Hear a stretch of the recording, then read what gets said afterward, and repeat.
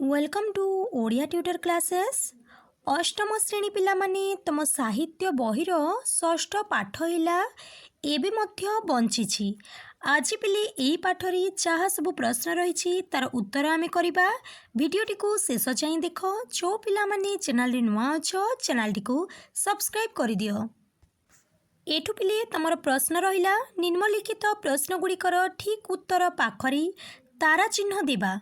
Question number 1 एबे मध्य बंचिछि गल्पर लेखक किए? लेखक हेउछन्ति गोदावरीश महापात्र। क्वेश्चन नंबर 2 जेतेबेले गाँ जाक लोक साहाय्य केन्द्र को साहाय्य पाई बाहरी थिबा बेले वेणुधर कौन करिथाए?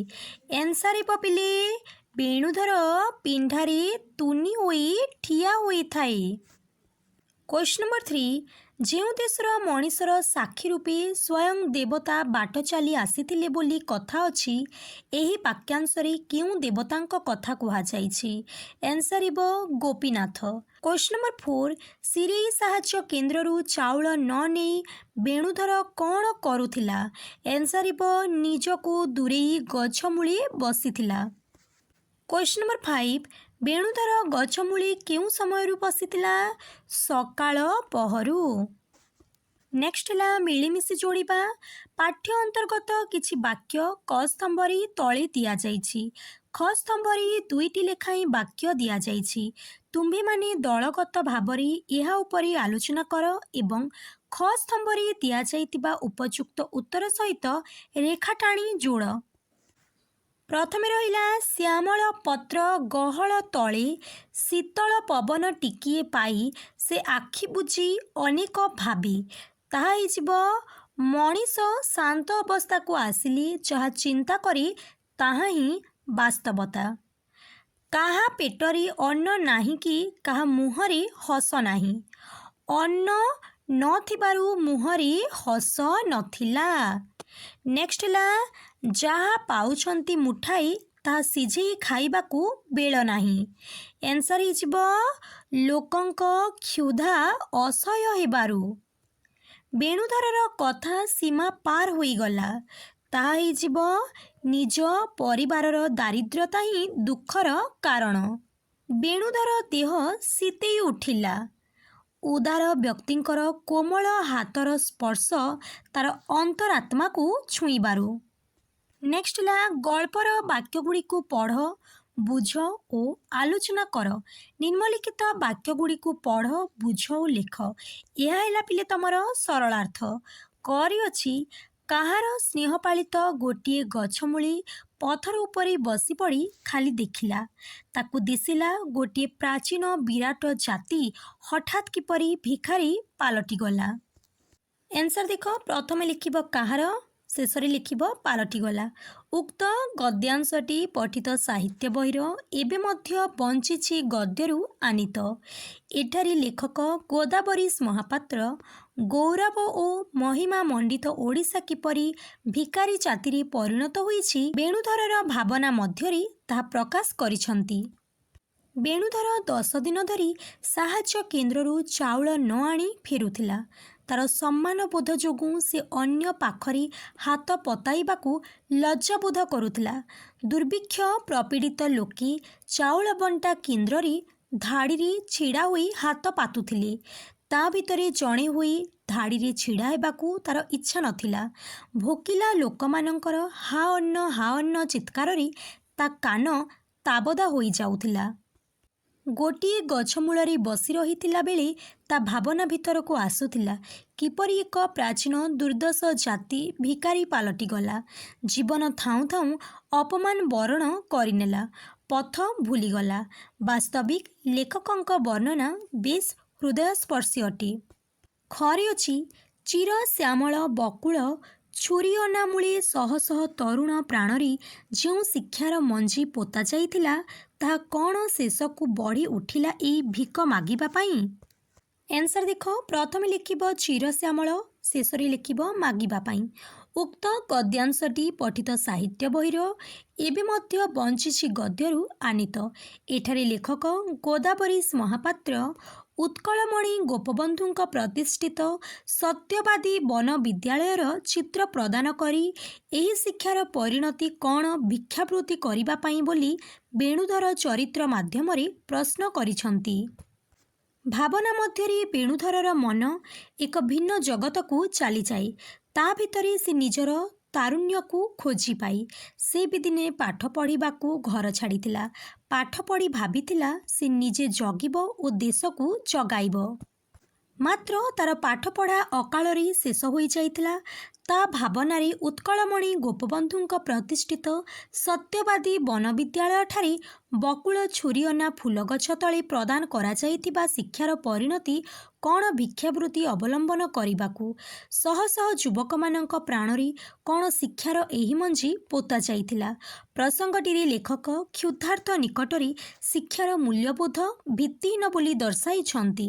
ବାସ୍ତବିକ ଲେଖକଙ୍କ ବର୍ଣ୍ଣନା ହୃଦୟସ୍ପର୍ଶୀ ଅଟେ। ନେକ୍ସଟ ହେଲା ଭାବିଚିନ୍ତି ଲେଖ। ନିମ୍ନଲିଖିତ ପ୍ରଶ୍ନଗୁଡ଼ିକୁ ପଢ଼, ବୁଝ ଓ ବନ୍ଧୁମାନଙ୍କ ସହିତ ଆଲୋଚନା କରି ଲେଖ। କରିଅଛି ସାହାଯ୍ୟ କେନ୍ଦ୍ରର ପିଣ୍ଡାରେ ବେଣୁଧର ତୁନି ହୋଇ ଠିଆ ହୋଇଥିବାର କାରଣ କ'ଣ ହୋଇପାରେ? ଆନ୍ସର, ଗାଁ ଯାକର ଲୋକମାନେ ସାହାଯ୍ୟ କେନ୍ଦ୍ରକୁ ସାହାଯ୍ୟ ପାଇଁ ଯାଉଥିଲା ବେଳେ ବେଣୁଧର ପିଣ୍ଡାରେ ତୁନି ହୋଇ ଠିଆ ହୁଏ। ସମସ୍ତଙ୍କ ଆଗରେ ଠିଆ ହୋଇ ହାତ ପତାଇ ମାଗିବାକୁ ବେଣୁଧରକୁ ଅସୁନ୍ଦର ଲାଗେ।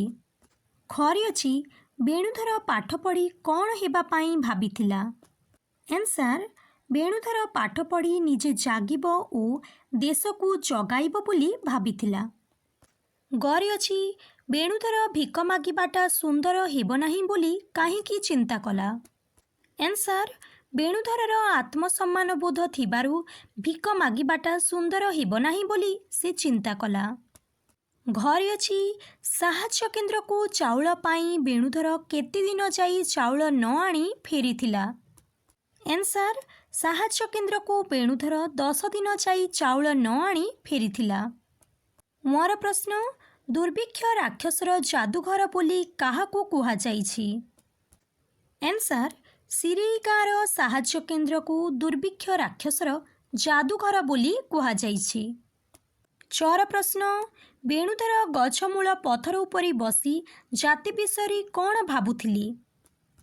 ଆନ୍ସର, ବେଣୁଧର ଗଛମୂଳ ପଥର ଉପରେ ବସି ଗୋଟିଏ ପ୍ରାଚୀନ ବିରାଟ ଜାତି ହଠାତ୍ କିପରି ଭିକାରୀ ପାଲଟିଗଲା ତାହା ଭାବୁଥିଲା। ଜୀବନ ଥାଉଁ ଥାଉଁ ଜାତିଟା କିପରି ଅପମାନ ବରଣ କରିନେଲା ତାହା ଚିନ୍ତା କରୁଥିଲା। ଛଅର ପ୍ରଶ୍ନ, ବେଣୁଧର ପଥର ପରି ତଳେ ପଡ଼ିଥିବାର ଦେଖି ମହାପୁରୁଷ ଜଣକ କ'ଣ କହିଥିଲେ? ଆନ୍ସର, ବେଣୁଧର ପଥର ପରି ତଳେ ପଡ଼ିଥିବାର ଦେଖି ମହାପୁରୁଷ ଜଣକ ତାକୁ ଡାକୁଥିଲେ। ନେକ୍ସଟ ହେଲା ଅନୁମାନ ଓ କଳ୍ପନା। କରିଅଛି ବେଣୁଧର ସ୍ଥାନରେ ତୁମେ ଥିଲେ କ'ଣ କରିଥାନ୍ତ? ଆନ୍ସର, ମୁଁ ବେଣୁଧର ସ୍ଥାନରେ ଥିଲେ ଭିକ୍ଷାବୃତ୍ତିକୁ ଆଦରି ନଥାନ୍ତି। ଖର ପ୍ରଶ୍ନ, ପାଠ ପଢ଼ି ତୁମେ ଦେଶ ପାଇଁ କ'ଣ କରିବ ବୋଲି ଚିନ୍ତା କରିଛ? ଆନ୍ସର, ପାଠ ପଢ଼ି ମୁଁ ଦେଶ ପାଇଁ କିଛି ଭଲ କାମ କରିବାକୁ ଚିନ୍ତା କରିଛି। ଉଚ୍ଚ ଶିକ୍ଷାଲାଭ କରି ମୁଁ ଜଣେ ସଚେତନ ଓ ଦାୟିତ୍ୱଶୀଳ ନାଗରିକ ହେବି। ମୋର କାମ ଦ୍ୱାରା ସମାଜର ଉନ୍ନତି ଓ ଲୋକମାନଙ୍କୁ ସହାୟତା କରିବି। ଦେଶର ଉନ୍ନତି ଓ ମଙ୍ଗଳ ପାଇଁ ସଦା ଚେଷ୍ଟା କରିବି। ଗର ପ୍ରଶ୍ନ, ତୁମ ଘରେ ଯଦି ଖାଦ୍ୟର ଅଭାବ ରୁହେ ତେବେ ତୁମେ କ'ଣ କରିବ? ଆନ୍ସର, ମୋ ଘରେ ଯଦି ଖାଦ୍ୟର ଅଭାବ ରହେ ତାହେଲେ ମୁଁ ପରିଶ୍ରମ ବଳରେ ଖାଦ୍ୟ ଉତ୍ପାଦନ କରି ଏହାର ଅଭାବ ମେଣ୍ଟେଇବି। ଅନ୍ୟକୁ ହାତ ନ ପତାଇ ପରିଶ୍ରମ କରି ଅର୍ଥ ରୋଜଗାର କରି ଅଭାବ ମେଣ୍ଟେଇବି। ଘର ପ୍ରଶ୍ନ, ଯଦି କେବେ ତୁମେ ବକୁଳ ବନକୁ ଯାଅ ସେଠାରେ ତୁମ ମନ ଭିତରେ କେଉଁ ଭାବନା ସୃଷ୍ଟି ହେବ? ଆନ୍ସର, ଯଦି ମୁଁ ବକୁଳ ବନକୁ ଯାଏ ତାହେଲେ ମୋ ମନରେ ଜାତୀୟ ଭାବନା ସୃଷ୍ଟି ହେବ। ବକୁଳ ଫୁଲର ମଧୁର ସୁଗନ୍ଧ ଓ ଶାନ୍ତ ପରିବେଶ ମନକୁ ଶାନ୍ତି ଦେବ। ପ୍ରକୃତିର ସୌନ୍ଦର୍ଯ୍ୟ ଦେଖି ମନରେ ଆନନ୍ଦ ଓ ପ୍ରସନ୍ନତା ଭରିଯିବ। ମୋର ପ୍ରଶ୍ନ, ଯଦି କେବେ ଦୁର୍ଭିକ୍ଷ ପଡ଼େ ତେବେ ତୁମେ କିପରି ଲୋକମାନଙ୍କୁ ସହାୟତା କରିବ କଳ୍ପନା କର? एन्सर जदि केबे दुर्भिक्ष पड़े लोक माने खाद्य और जल अभाव बहुत कष्ट पाइबे सेतेबेले मु दरिद्र और भोकिला मानंकु सहायता प्रदान करिबी। चाउल डाली और अन्यान्य खाद्य सामग्री संग्रह करी सेमानंकु बंटन करिबी। असहाय लोकंकु आश्रय देबाकू चेष्टा करिबी। चाषी मानंकु बीज और सार दे पुणी थरे चाष करिबाकू साहाय्य करिबी। नेक्स्ट है परिवर्तित कहानी। कल्पना कर कहानीटी किपरि आगकू बढ़िबो। करी अछि जदि वेणुधर साहाय्य केन्द्र को जाइथांता। एन्सर जदि वेणुधर अन्य मानक परि साहाय्य केन्द्र को जाइथांता तेबे से चाउल आनी निजर ओ परिवारर भोक मेंटेई पारिथांता किंतु एहा द्वारा तार निजस्व स्वाभिमान नष्ट हो जाइथांता एवं गुरुंक ठारू से पढ़िथिबा आदर्श शिक्षार कौनसी मूल्य रही नथांता। फलरे महापुरुष गोपबंधु दास ओडिया जातिर आत्मसम्मान एबे मध्य बंचिछि बोली जो गर्व अनुभव कले ताहा केबे संभव होई पारि नथांता एवं कहानीटी एक साधारण दुर्भिक्षर गल्प होई रही जाइथांता। खरे अछि वेणुधर जदि स्वाभिमानी होई नथांता। एन्सर जदि वेणुधर स्वाभिमानी होई नथांता तेबे से अन्य मानक परि साहाय्य केन्द्र रे जाई खाद्य पाई भिक मागी थांता। से निजर आत्मसम्मान हराइबा सहित निज गुरुंक ठारू पाइथिबा आदर्श शिक्षा को मध्य भूली जाइथांता। एहा द्वारा ओडिया जातिर गौरव और स्वाभिमान रक्षा होई पारि नथांता किंबा महापुरुष गोपबंधु दास को ए जाति एबे मध्य बंचिछि बोली कहिबार सुजोग मिली नथांता। गर प्रश्न जदि वेणुधर गुरुंक कथा मानि नथांता। एन्सर जदि वेणुधर निज गुरुंक आदर्श कथा को मानि नथांता तेबे से अन्य मानक परि साहाय्य केन्द्र को जाई खाद्य पाई भिक मागी थांता। एहा द्वारा तार आत्मसम्मान नष्ट होइबा सहित एक महान ओडिया जातिर गौरव मध्य क्षुण्ण होइथांता। फलरे महापुरुष उत्कलमणि गोपबंधु दास आउ केबे हेले ए जाति एबे मध्य बंचिछि बोली गर्वर सह कहि पारि नथांती एवं कहानीटी एक भिन्न मोड़ नेइथांता। घर प्रश्न वेणुधर अन्य मानक परि जदि साहाय्य ग्रहण करिथांता। एन्सर जदि वेणुधर अन्य मानक परि साहाय्य केन्द्ररू साहाय्य ग्रहण करिथांता तेबे से निजर आत्मसम्मान और जातीय स्वाभिमान हराई बसिथांता। निज गुरुंक ठारू पाइथिबा शिक्षा और आदर्शर कौनसी मूल्य रही नथांता एवं से अन्य मानक परि जड़े साधारण भिकारी पालटि जाइथांता। फलरे महापुरुष उत्कलमणि गोपबंधु दास आउ केबे हेले गर्वर सहित ए जाति एबे मध्य बंचिछि बोली कहि पारि नथांती एवं एही कल्पर मूल उद्देश्य नष्ट होई जाइथांता। मोर प्रश्न वेणुधर भिक मागिबा पाई जदि जाइथांता। एन्सर जदि वेणुधर निजर स्वाभिमान हराई अन्य मानक परि भिक मागिबा पाई जाइथांता तेबे गल्पर मूल उद्देश्य नष्ट होई जाइथांता। से खाद्य पाई हाथ पाती जड़े साधारण भिकारी पालटि जाइथांता एवं गुरुंक ठारू पाइथिबा आदर्श शिक्षार मूल्य रही नथांता। फलरे महापुरुष उत्कलमणि गोपबंधु दास आउ केबे हेले गर्वर सहित ए जाति एबे मध्य बंचिछि बोली कहि पारि नथांती। नेक्स्ट ला उपयुक्त शब्द चयन कर। बंधनी मध्यरु उपयुक्त शब्द बाछि शून्य स्थान पूरण कर।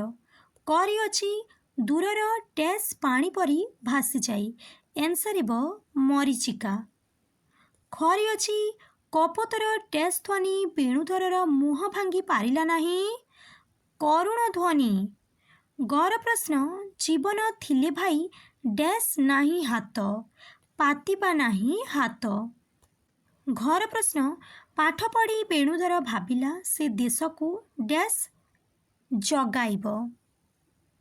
मोर प्रश्न तार देह डैश उठिला सीती उठिला। नेक्स्ट ला भाषा विचार। हाथ शब्द को व्यवहार करी भिन्न अर्थरे दुईटी वाक्य गठन करा जाइछि। सेहीपरि तुमे दुईटी शब्दर भिन्न अर्थ प्रकाशक शब्द लगाई वाक्य गठन कर। जेपरि गोटे करी देछि देख शीतल कोमल हाथर स्पर्श ता पिठिरे लागिला। जीवन थिले भाई पातिबा नाही हाथ। एठी मु अंक एवं तीर को लेकिन करिछि देख अंकर दुईटी व्यवहार देख प्रथमे गणित सी अंकर बहुत कम नंबर रखिछि नाटकर विभाग नाटकटी 5टी अंक विभक्त तीरर प्रथमे स्वर को लेकिन देखिबा अर्जुन तीर संधान अव्यर्थ थिला कूल नदी तीर शीतल पवन बही नेक्स्ट है काल बा समय विचार निम्नरे दिया वाक्यगुड़िक मन दे पढ़ एटी 3टी वाक्य दि जाकु पढ़ मुह बुले देखे दूर गछ गहल सिरेई गाँ मुह बुले देखिला दूर को गछ गहल सिरेई गाँ दिशुछि मुह बुले देखिब दूर गछ गहली सिरेई गाँ दिशब वाक्य रेखांकित पदरु बुझा पड़ुछि कि कार्य हेबार समय को काल कुहाଯାଏ क्रियार जो रूप सूचई थाई जे केबे कौनसी कार्य करा जाइथिला घटुछि किंबा घटिबाकु जाउछि ताहाकु काल कुहाଯାଏ काल केते प्रकारर 3 प्रकारर अतीत काल जो कार्य करा जाई सारिछि वर्तमान काल जो कार्य करा जाउछि भविष्यत काल जो कार्य करा जीव वाक्यर काल बा समय परिवर्तन शह शह प्राणी कानी पताई मागुछंती बेणुधरर प्राणर रस मरी जाइछि नेक्स्ट ला उपरी दिया जाइतिबा रेखांकित पदरी की पार्थक्य अछि सांग मानंग सह आलोचना कर बुझ एवं निम्नलिखित वाक्य रे थिबा शून्य स्थान पूरण कर करी अछि सेही ठारे से पाठ पढ़िबो आपण माने एठाकू आसंतु सेमाने मते हसाइले कानी पते से मागी पारे नेक्स्ट ला निम्नरे दिया जाइतिबा वाक्यगुड़ी को वर्तमान एवं भविष्यत काल लिख करी अछि देख तांको आखिरु लुह झरी पड़िला प्रथमे पिले आमे वर्तमान काल लिखिबा मु एठी ब लिखि दउछि तमे बुझि जिवो लिखि दियो समस्ते तांको आखिरु लुह झरी पड़ुछि एबे पिले भविष्यत काल लिखिबा एटी मु भ लिखि दउछि तमे बुझि जिवो लिखि दियो समस्ते तांको आखिरु लुह झरिबो करी अछि से अनुरोध करी कहली प्रथमे वर्तमान काल लिखिबा एटी मु ब लिखि दउछि देख लिख पिले समस्ते से अनुरोध करी कहुछि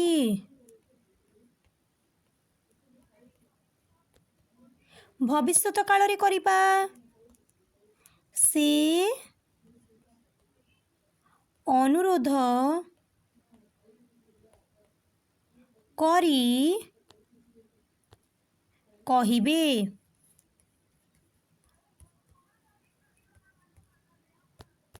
गरी अछि बेणुधर संभाली पारिला नाही वर्तमान काल रे कोन हेबा पिले बेणुधर संभाली पारुछि भविष्यत काल रे कोन हेबा पिले बेणुधर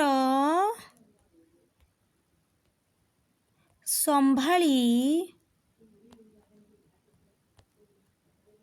पारिबो घरे अछि महापुरुष अनेक क्षण ठिया हेले वर्तमान काल रे कोन हेबा पिले महापुरुष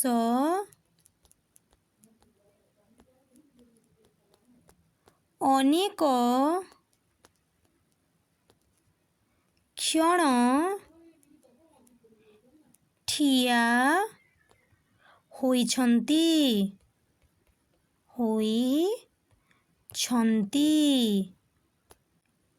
भविष्यत काल रे कोन हेबा पिले ମହାପୁରୁଷ ମହାପୁରୁଷ ଅନେକ କ୍ଷଣ ଠିଆ ହେବେ। ନେକ୍ସଟ ହେଲା ଶବ୍ଦକୋଷର ବିଚାର। ତୁମେ ଜାଣ ଯେ ଅଭିଧାନ ବ୍ୟବହାର କରି ଶବ୍ଦର ଅର୍ଥ ଜାଣିହୁଏ। ନିମ୍ନରେ ପାଠରୁ ନିଆଯାଇଥିବା ବାକ୍ୟଗୁଡ଼ିକର ଏକ ନିର୍ଦ୍ଦିଷ୍ଟ ପଦକୁ ରେଖାଙ୍କିତ କରାଯାଇଛି। ରେଖାଙ୍କିତ ପଦଗୁଡ଼ିକର ଅର୍ଥ ଡାହାଣ ପାଖରେ ଦିଆଯାଇଛି। ଠିକ୍ ଅର୍ଥ ଉପରେ ଗୋଲ ବୁଲାଅ। ବେଣୁଧର ପିଣ୍ଡାରେ ତୁନି ହୋଇ ଠିଆ ହୁଏ। ତୁନିର ଅର୍ଥ କ'ଣ? ନୀରବ।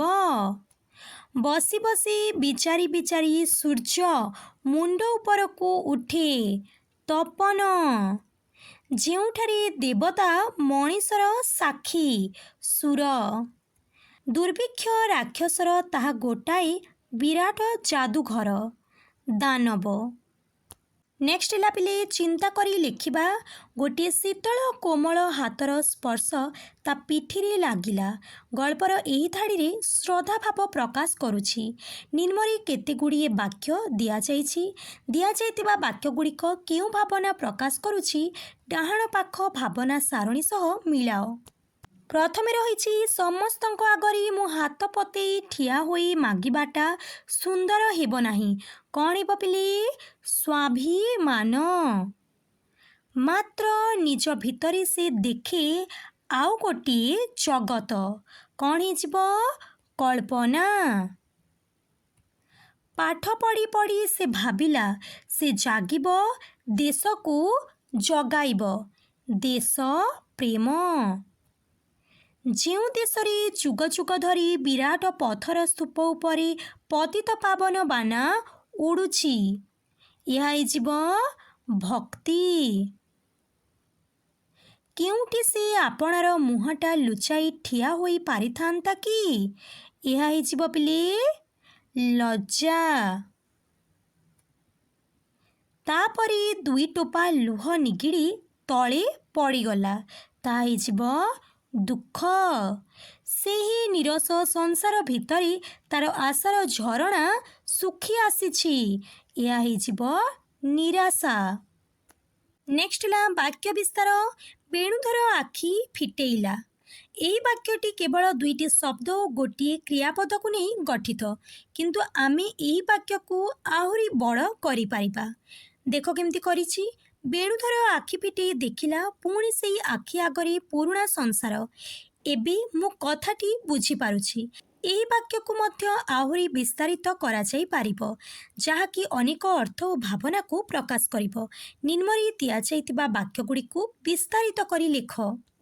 କରିଅଛି ସେ ପଛକୁ ଘୁଞ୍ଚି ଆସିଲା। କ'ଣ ଲେଖିବା ପିଲେ? କେହି ଜଣେ ତାକୁ ଠେଲି ଦେବାରୁ ସେ ପଛକୁ ଘୁଞ୍ଚି ଆସିଲା। ଖରେ ଅଛି ତାକୁ ଦିଶିଲା। କ'ଣ ଲେଖିବା ପିଲେ? ତାକୁ ବହୁ ଦୂରରେ ଥିବା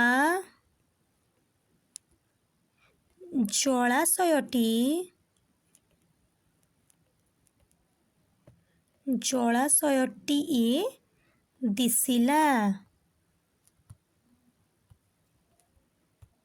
ଗରେ ଅଛି ସେ ନିଜକୁ ଖୋଜିଲା। ଏଠି ଲେଖିଦିଅ ସେ ନିଜକୁ ପ୍ରଶ୍ନ ପଚାରି ତାର ଉତ୍ତର ଖୋଜିଲା।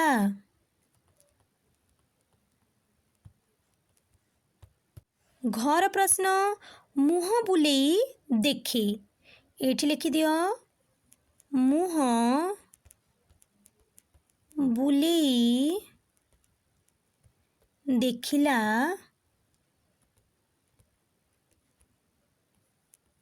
କେହି ଜଣେ ତାକୁ ପ୍ରଶ୍ନ ପଚାରୁଛନ୍ତି।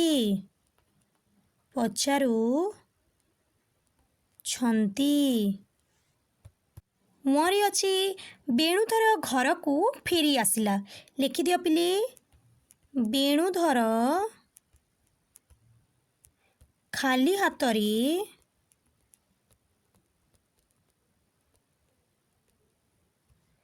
ଦ୍ରୁତ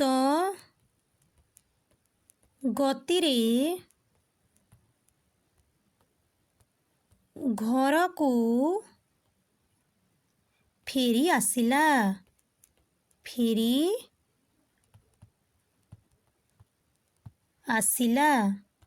ଚୋର ପ୍ରଶ୍ନ କିପରି ଠିଆ ହେବ?